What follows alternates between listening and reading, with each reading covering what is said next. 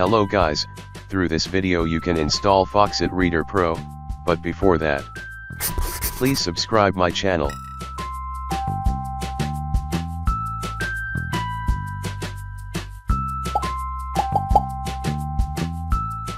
Let's get started.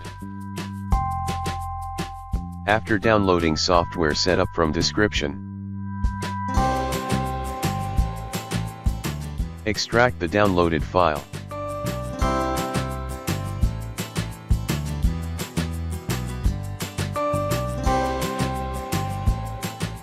Now, install the software.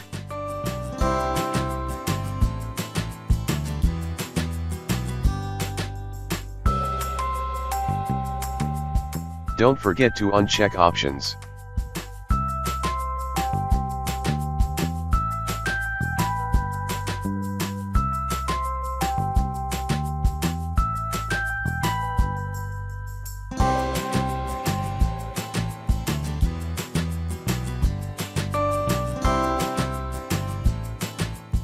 Don't forget to uncheck options.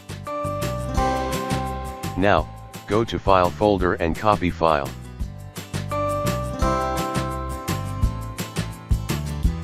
Paste the file in the installation directory.